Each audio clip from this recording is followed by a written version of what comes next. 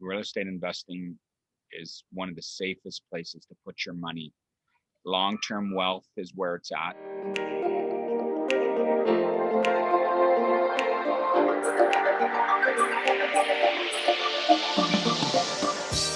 Welcome to the Commonwealth Home Ownership Podcast, the real estate investing podcast for Canadians. Whether you're a seasoned investor or just getting started, you've come to the right place. If you're looking for a way to take control of your life through real estate investing, stay tuned and be sure to join us at cwho.ca, your hub for all things real estate investing in Canada. Hey everyone, welcome to another episode of the Commonwealth Home Ownership Real Estate Investing Podcast. This is Phil Wong. With me as always is Brad Price. And joining us today is Adrian Pannozzo from Executive Properties Capital based out of Newmarket, Ontario. Welcome, Adrian. Thanks for having me. Pleasure to be here. No, thanks for joining us, man. Well, let's dive into it. You have a great story from going from police officer to full-time real estate investor. So how did you transition from that role? What happened there? I was hired as a police officer at a very young age. I want to say I got on the force at 23 years old. I completed 21 years on the police force in our jurisdiction. While I was still a police officer, I had the thought process that I wanted to start investing in real estate and really just, have a couple rental properties and subsidize my pension when I complete my 30 years on the job.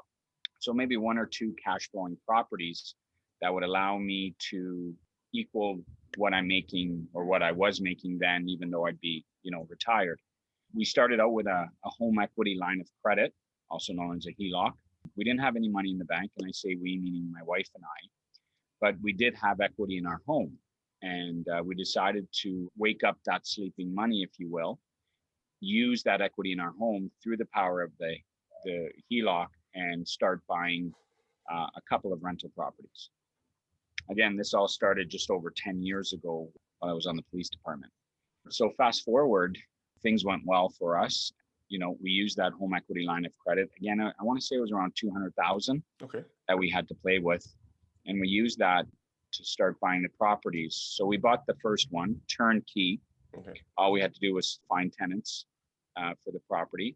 And that one went well, and we were cash flowing, and we still had obviously money to use on our home equity line. And again, we tapped into that and bought our second investment property. So that's kind of how that is how the ball got started for us. And again, the mindset was one or two cash flowing, subsidize my pension when I retire from the police department and live the same kind of lifestyle. Things went well. I was full-time policing, part-time landlord, back and forth. Things kind of blew up for us in 2017, where 5 years ago, we started a joint venture. We now, through the power of joint venture partnerships, we now own 65 rental multifamily homes. Most of ours are triplexes, fourplexes, 6-unit buildings, 10-unit buildings, so on and so forth. And now we're sitting with about 260 units that we own amongst ourselves and obviously our joint venture partners, which financially allowed me to retire after 21 years of policing, as opposed to staying for my 30. I financially was able to leave, a good paying job, pension, benefits, the whole 9 yards, and essentially live life on my terms, retire early, and live off of cash flow. Just for time frame purposes, you were in your 30s in that point, right? When you started real estate investing. I was 36 years old when I bought my first rental property. So what triggered that initial spark to get you started in real estate investing? It was actually an old mortgage broker that I worked with. Our mortgage on our principal residence was coming up for renewal. And we sat down with this mortgage broker and he looked at all our stuff and he's like, guys, you have all this equity in your home. What are you doing with that? Our primary residence, again, had a bunch of equity that we were able to pull out. At that time, I didn't know what equity meant. And I didn't know, HELOC and all these other fancy things. I just knew being a police officer and saving, trying to save as much as you can and live a decent lifestyle. But he woke me up to the idea of using this equity in our home that was just sitting there doing nothing, and being a landlord. First, it was obviously very intimidating. Definitely not in my comfort zone. Nothing I've ever done before. But I wanted to create wealth and generational wealth through real estate, and I knew I wanted to do that, and again create some kind of secondary income with respect to cash flow to help me and my family long term.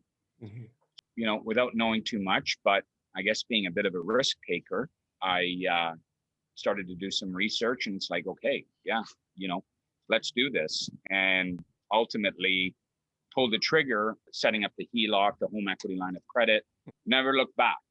Like, I'm curious, like, what type of education did you provide yourself, or did you look for in terms of resources, people to talk to, that kind of made you more comfortable getting into real estate investing, knowing nothing starting out?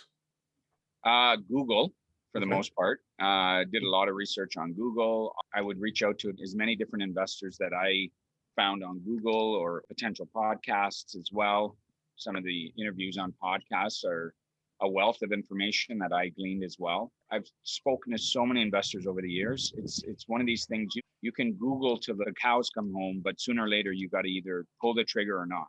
And I'm one of those personalities where, maybe just from my previous police background, a risk taker, or not afraid to put myself out there. I pulled the trigger, and you only get to a certain point, and you can do all the research in the world, but sooner or later you got to pull the trigger. And I'm so fortunate that I did, because it completely changed my life. How do you go from the initial 2 properties that you were thinking of, you're thinking, okay, I'm going to get a couple of properties here, to 60 plus properties? I mean, there's got to be some sort of shift in the way that you're thinking to facilitate or enable you to actually, or even just want to go and keep acquiring, because the more we acquire, the more work it really is. Definitely does, yeah. I think my mindset shifted towards the last couple of years in my career as a police officer.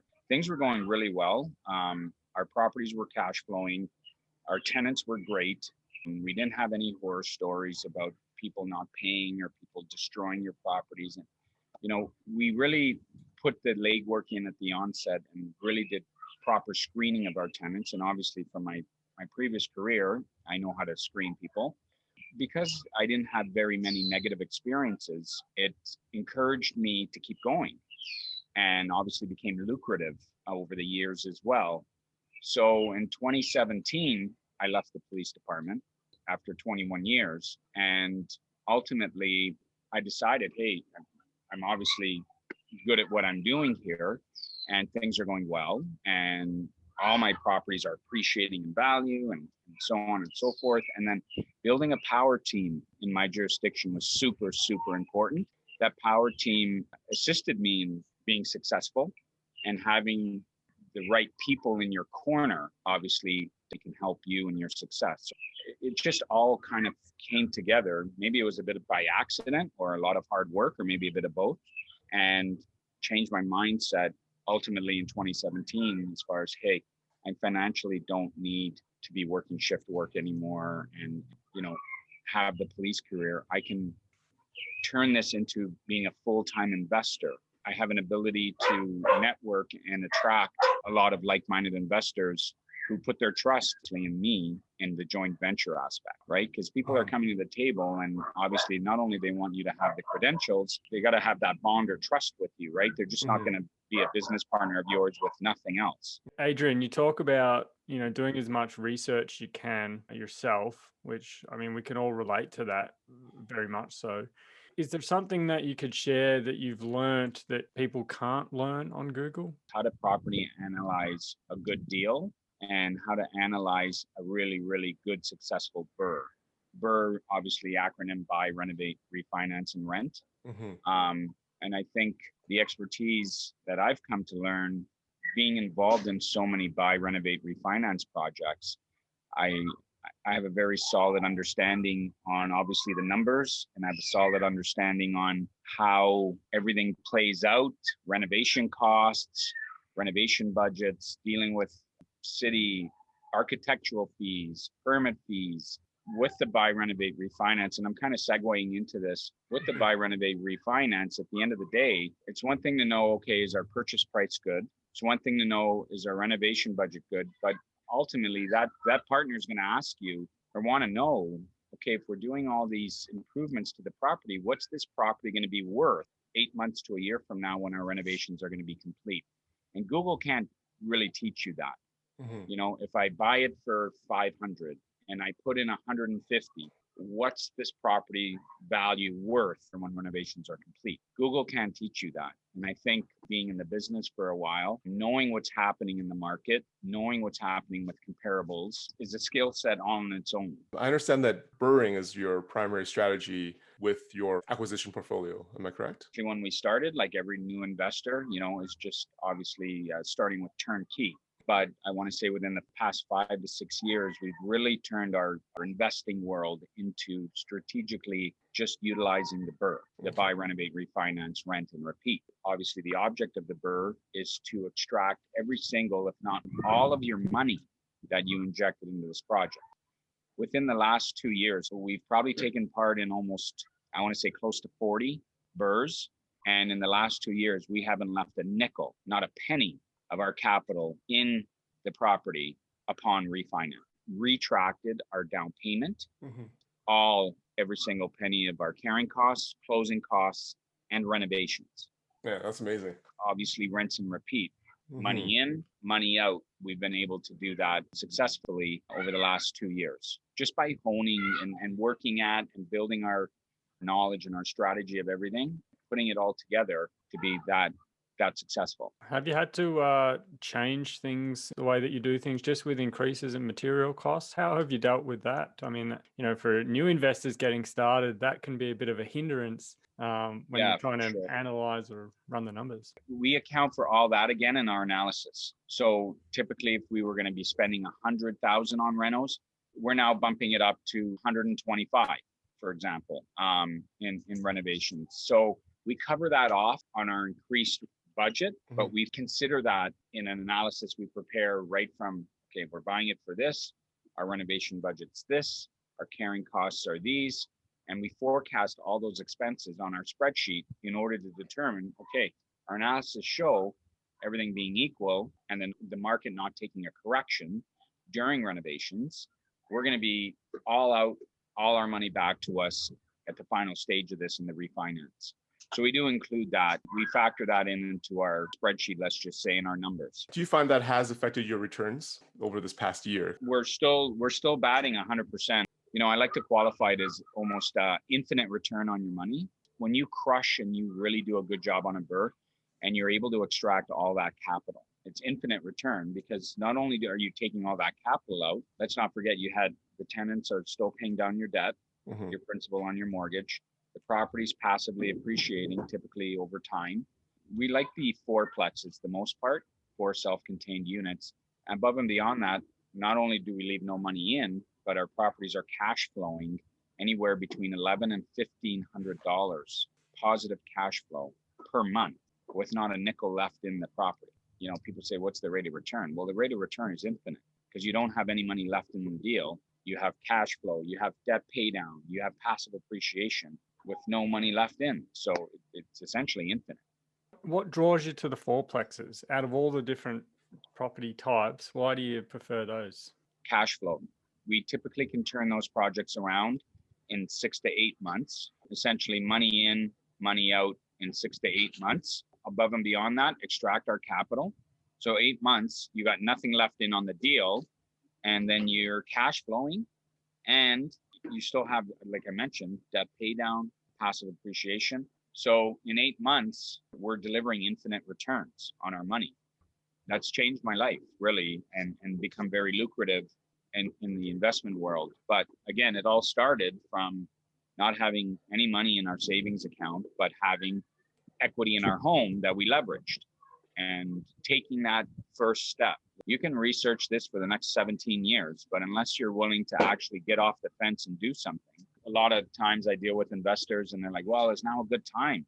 You know, the market's high, the market's this, the market's that.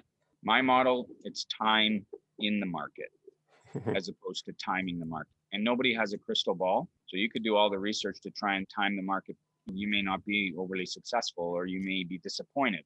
But if your mindset is time in the market, let the market work for you over time, you can't lose, in my opinion. And Adrian, I just want to give our listeners just a little bit of background on the market in terms of where you work. I believe it's Hamilton, Ontario is where most of your projects are, correct? Correct, yeah.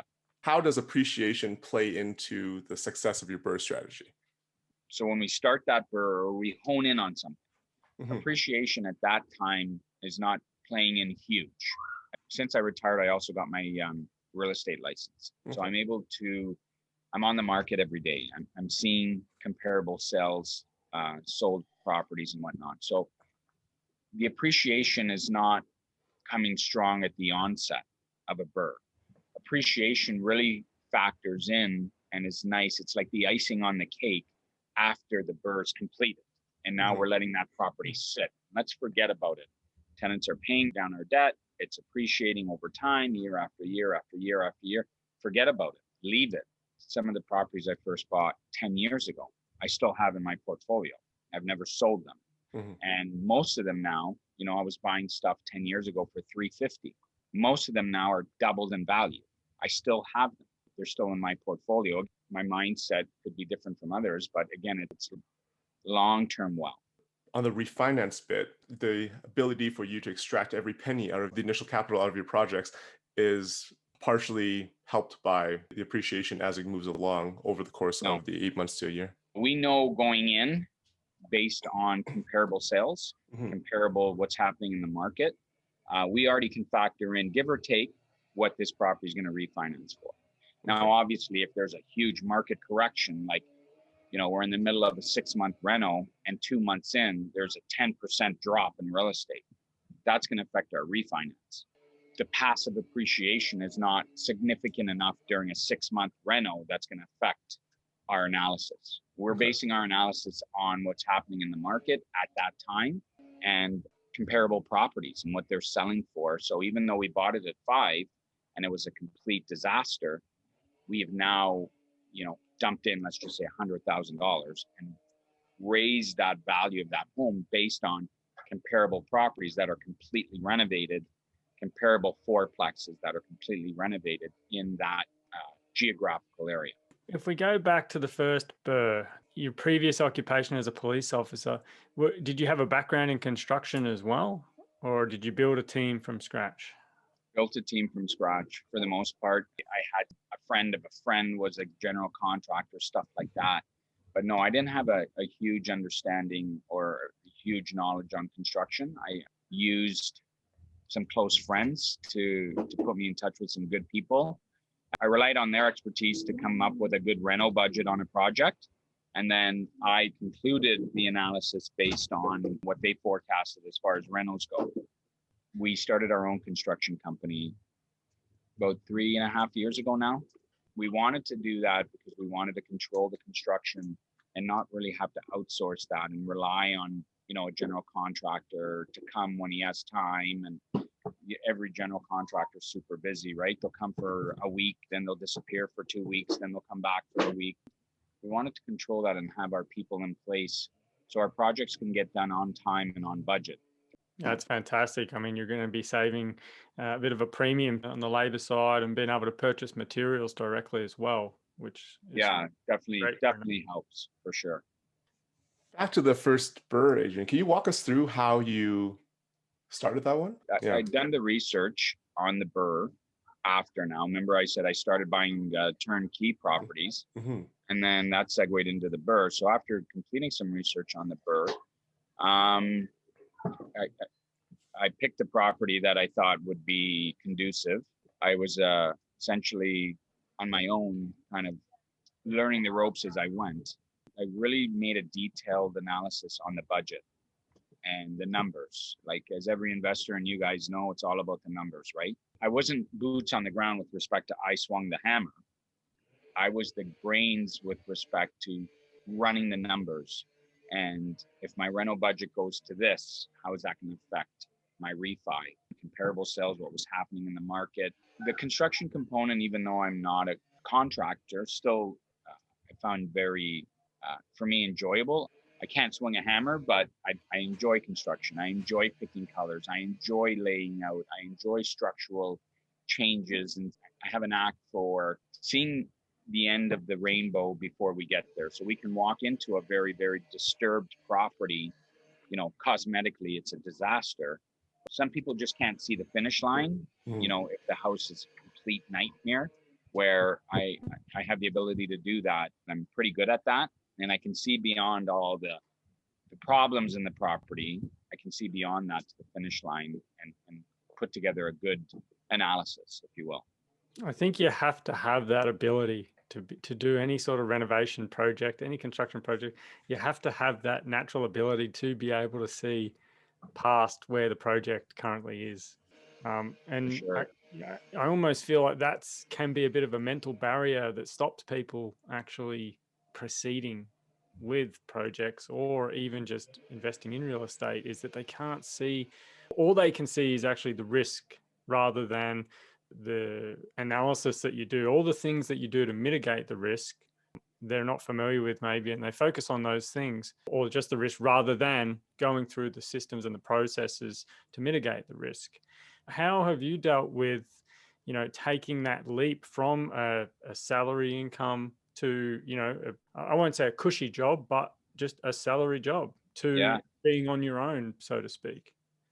Again, mindset, kind of similar to the mindset, when you got to get off that fence and you got to do it. I was investing for 10 years, so it's not like I, made a decision over the course of 2 months. It was years in the making. Although it was, again, very intimidating because, like you say, you have the guaranteed salary, you have the pension, you have the benefits, family set, essentially. So although it was intimidating, it wasn't the hardest decision because I financially showed myself that road I built for myself was over the course of 10 years. So it wasn't like, okay, we're only a year in, what's going to happen? Do we have enough money coming in? It was there laid out for me over the course of a number of years. So I made the decision kind of towards the end. Again, you still have that intimidating or fear factor. It was easier to make the decision because of everything else I had going on. It sounds like you took the time to learn as much as you could during that period as well. Right. Are there systems and processes that you've employed and that you've optimized since then that have really helped you grow your business? Starting our own companies. And again, for listeners out there, I can't stress enough. Obviously, my path in real estate took a complete different direction, more on a business scale. It segued into it, never started that way. So when I say yes, for me personally, starting my own companies as far as the construction company, we started our own property management company that facilitates and takes care of all of our properties. And I was able to leverage a lot of time that takes off my plate by having those companies in place. And I could focus on just continuing to build my portfolio, right? Now, on a more of a personal level, obviously that's not like most investors out there, right? You're just going to be starting out. I can't stress enough. For me, it went into a whole different direction, and not everybody has to go in that direction. Obviously, having a solid team around you of people that have done it before is worth so much. Me starting my own companies changed the direction too of my business and my real estate investing, expanding at an exponential rate. What can change just a person or a novice investor starting out is really the people you surround yourself with, the people on your power team, whether it's your general contractors, your business partners, your lawyers, your chartered accountants. All those people on your power team can help make or break your experience at the end of the day. Are you hiring a coach to help you or a mentor to help you get started? Those people can make or break or definitely influence you in the right direction or a wrong direction for that matter. So I would highly recommend you really do your research on your power team, the people in your corner that are helping you get through this or helping you grow. Those people you need to take some time and really look into those people. That's great advice for anyone listening out there. Make sure you find a good power team. References is probably the best way to find a good power team, in my opinion. People who have done it before, who have found good people in their corner. I think it's why not use people that already tested and tried and true, right? I think it's really important that even from what Adrian has just said, you talk about when you started, Adrian, to where you are now, and you structured things in a certain manner that allowed or facilitated you to grow. I think it's important to know that even just from when somebody is starting out, whether it is 1, 2, 3, 4, or 5 properties, you still have to treat it like a business, and you still need your power team at that point in time. You still need your lawyers to convey your deal. You still need your mortgage broker to help you get the financing in place to get that deal done. So it really, building a power team can actually start before you even make your first purchase. Yeah, absolutely. I think, like you said, Brad, even if you're just starting out and you treat it and you have a mindset of a business, especially when it comes to tenants, you're going to have some good tenants. Hopefully you don't have very many bad ones, but regardless of the relationship or how you're looking at it, you have to have a mindset, even with tenants, that it's a business. Don't be afraid to serve them the proper paperwork if they don't pay their rent on the first of the month. Even when I was starting with my tenants, this is a business relationship. We'll have mutual respect for each other, but I'm not your friend. You're not my cousin, my father, my brother, my next door neighbor. This is a business, and obviously I have commitments to the bank. I need to pay the mortgage at the end of the month. And unfortunately, if you decided you're going to do your brakes on your car before paying your rent and you don't pay me, I have to serve you the right documents and start an eviction process. Nothing personal, but we're not going to text back and forth about it. I don't mean to sound insensitive, but the Royal Bank doesn't care that my tenants have to go fix their brakes on their car, and that's why I wasn't able to pay the mortgage this month. They don't care.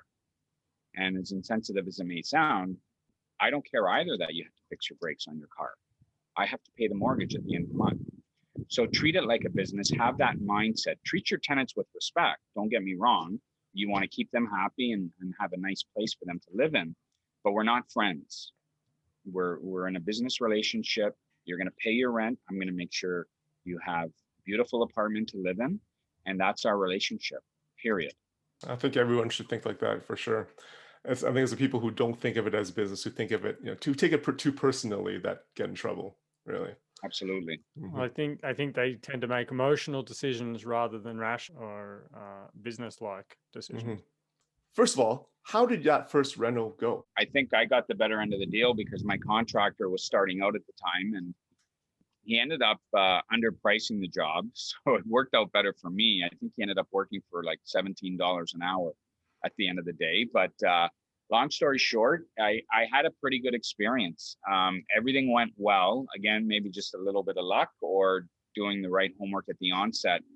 We were able to extract, I want to say 90% of everything we put in. So we only left 10% of capital in the property, obviously equivalent to 90% return. And that really kind of sparked the fire for me. And it was like, wow, that turned out really, really well for my first one. And obviously kept me going on that same mindset and path that this is the way to go.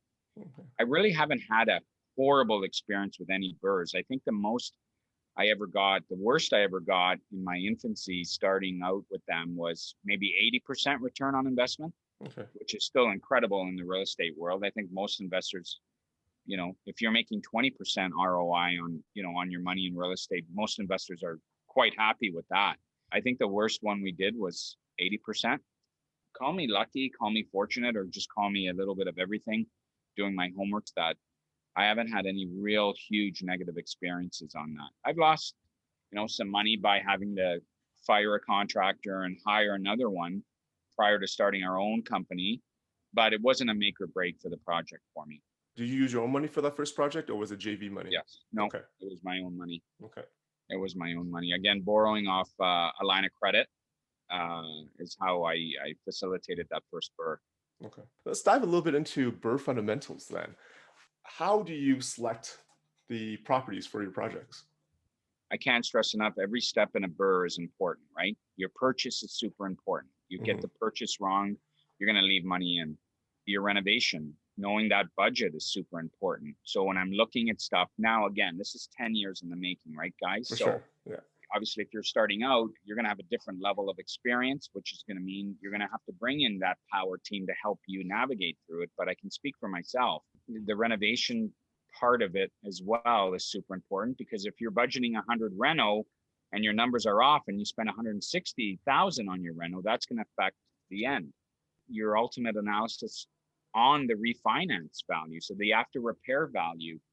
Have you done your proper research on comparable sales, what's going on in the market in that area? Because, if you're forecasting this is going to refinance for $1 million, but it only refinances for, 900, you're leaving 100 grand in the property. Now, it may not been overly worth it to get involved in this big of a commitment and undertaking when you're leaving all that money in the property. That's not the point of the BRRRR. If you're leaving a ton of money in a property, you might as well just buy a turnkey, right? Because you're kind of burning the candle at both ends. It's case by case, right? Every project's different. Every deal's different. The numbers, although they may be similar, they're not exactly the same. Until you have that down to a level of comfort for yourself, I can't stress enough, that power team you're bringing in to help you is going to definitely help you be successful at the end. What is the condition of the property when you first purchase it? So we're looking for stuff that's structurally sound, but cosmetically it's a disaster. The house is 90 years old. We're talking original kitchens, original bathrooms, flooring, original knob and tube wiring, all that kind of stuff, which again, we factor into our budget. But structurally it's sound. Cosmetically it's a nightmare. That's what we're focusing on. How did you go from your first few deals to the joint venturing, Adrian? Because joint ventures in themselves are just a whole another world when it comes to real estate investing, but a necessity for most. Yeah, and I think for me it was the reality that my debt service and my debt coverage was at a peak, and at the end of the day, I wasn't able to get any more residential mortgages because I was leveraged pretty high, obviously, with all the mortgages we have. So I had really no choice other than maybe paying 7% interest on a private hard money lender, or 8%. I had no choice but to segue into JVs if I wanted to continue to invest, because the bank wasn't giving me any more mortgages. So how can you still continue this path?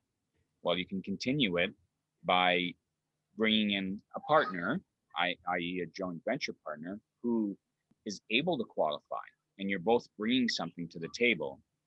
They're bringing that, or a typical JV partners is bringing capital to the table, and you exchange that with the expertise you're bringing to the table. We're bringing a different level of expertise over the number of years we've been at this, but ultimately it really comes down to how you want to structure your partnership depending on who's involved in this partnership. He can qualify or he cannot qualify, but we bring in another partner who has capital to contribute and be part of this partnership. So it really just depends on the players involved, how we would structure that. When you first started out, how did you find these JV partners? Where did you reach out to get the capital? I was on a podcast. My business partner, who I own the company with, he also runs a successful podcast. I want to say it's Breakthrough Real Estate Investing Podcast. My business partner in real estate, Sandy Mackay, he runs that podcast with one of his partners. He asked me to be interviewed. A lot of people resonate with my story and how I started out with nothing and took a leap of faith and started to reach out to me as a result of that. If I can give back and educate people that it is possible to go rags to riches. It is possible. If I can do it, you can do it. And I welcome being able to help other people. And that's my way of giving back. Because again, real estate investing changed my life. And if I can help you or convince you or answer a question you may have, steer you in that direction as well, by all means, let's do it. Did you ever think that you would end up here? Like exactly Never in a million you are? years. No, no, never in a million years. It sounds like most of your properties are full guts, being 90 years old, knob and tube wiring, all that, the whole 9 yards. When you do your renovations, what level of finishing do you go to, and where do you find the best return on your money in terms of where you focus the renovations? We tend to go a little overboard or a little bit more on the higher end, if you will, on our Okay. renos. And the reason why is we're trying to attract the AAA tenant. Like I tell every novice investor, tenants will pay above market rents, but you have to give them something to pay for. At the end of the day, we're looking at quartz countertops, stainless steel appliances, nice subway tile backsplashes, porcelain floors, beautiful laminate, stuff like that, the bigger trim. And we take it to a different level. One, it helps us secure that AAA tenant because they are looking for these over the top kind of units. They're able to pay the above market rents. So we don't spare any expense. We like to really pump up kitchens and baths. Most people I find a really, really beautiful kitchen and beautiful bathrooms knock them off their feet. The quartz countertops, the stainless steel, brand new appliances. So a lot of our units are at that refinance point now where construction's done. They all have they have the new car smell, right? Mm-hmm. It's like a brand new car and they're the first ones in it and they love it. And it's gone like that, like just boom, gone. We find we get that back on our refi because a lot of the appraisers we work with have come to know the level of quality we put forward. Mm-hmm. I tell investors, people say, wow, you bought it at 500 and 8 months later, the property's worth $1 million. How do you get it that high? The banks aren't stupid either. The appraisers will come, and if you just gave the place a paint job, kept the original kitchen, just painted it and changed the hardware on the cupboards, it's obvious. The appraisers will give you what that property's worth, but you have to walk them through there and you have to show them everything you've done. And when they walk through our stuff, it's very obvious. We've done all of this. We didn't just paint and change the light fixtures. No. We took out all the plaster walls, that are 70 years old. And now we re-drywall this whole entire house. And that's just one example, but throwing your money in the kitchens and baths will definitely be rewarding on the back end with respect to forcing that appreciation. Okay. And then on the opposite side of the coin, where do you find there are diminishing returns? So where do you find that if you put more money into it, it won't cause any more appreciation in the property? Landscaping. A lot of our appraisers that we work with and have developed relationships with have told me, like, don't go crazy on the exterior, Adrian, because with an income property, at least in our jurisdiction, there isn't much of a budget that they can pump up the value of the home because I did a nice interlock driveway. They don't care. It's not like your principal residence. It's an income producing property. So they kind of tell me, don't go crazy on the exterior. Yes, give it a little bit of curb appeal, obviously, but don't go blowing all kinds of money on armor stone and interlock driveways and all this kind of fancy stuff because it doesn't really force the appreciation much higher. Okay. How about the exterior of the property itself, like in terms of the siding and whatnot? Like, the tangible stuff, the soffit, the fascia, the roof, the siding? Yes, that stuff's a different story. But what's the line of sight from here? What's the plan from here? My goal is to completely take a step back and completely retire.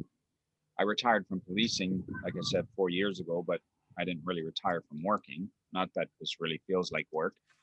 Overall, completely retire and completely live off of my investments within the next 3 years. So I'm 47 now. By the time I'm 50, I want to sail off to the sunset somewhere in the Caribbean and come back maybe during the summertime, live at the cottage, see the grandkids, stuff like that. God willing, I have grandchildren one day. Essentially, by the time I'm 50, completely pack it in and live off of cash flow and the investments, which I'll be very, very satisfied with that. Okay, well, I might have to touch base with you in a couple of years, Adrian, see where you're at. Yeah, let's stay connected and see if that. I'll invite you down to the Caribbean to my hacienda on the beach, God willing, that I'm able to do that. What is a piece of advice, Adrian, that you would give investors who are starting out or kind of halfway through their investing journey? I can't stress enough, real estate investing is one of the safest places to put your money. Long-term wealth is where it's at. No matter how intimidating it may be, there's so many people that have been so successful. If you've done the proper research and you have good people in your corner, pull the trigger, do it. You will not regret it. I've worked with so many different people who have, procrastinated for so long.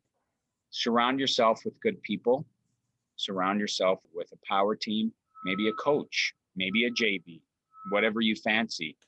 And like I tell people, even if you joint venture with somebody once, use them as a sponge, learn from them. And then maybe the second project you burr on your own or with a family member or friend. You're not committed. You don't have to continue to use that person. They can help you essentially save you time, save you money. Keep looking forward. And if you fall forward, don't fall backwards, and get up and keep going. Because I fell for sure. I made some mistakes, but luckily enough, there weren't like catastrophic mistakes. And, I learned from them, and it's like, okay, so I lost $5,000. I lost 10 grand. Okay. Power team, pull the trigger, put your money in real estate. And in my opinion, don't look back. If our listeners want to reach out to you, Adrian, how can they do that? Shoot me an email, executiveproperties@rogers.com. You can visit our website and contact us through there if you just want to chat. I'm just looking to give back. Like I said, real estate changed my life. And if somebody just needs to talk or a little bit of advice, by all means, we're at investwithepc.com. Fantastic. Reach out, shoot me an email. We'll connect. You want to run something by me or pick my brain about something. And if I can help you, get over that hurdle or that struggle, I'm here for you. Well, it's a great story, Adrian, and we really, really appreciate you taking the time to share it with us and our listeners. Thanks for having me again. I hope people listening will get something out of it and pull the trigger, take the plunge, just do it. Very well. Thank you, Adrian. All right. Thanks, gents.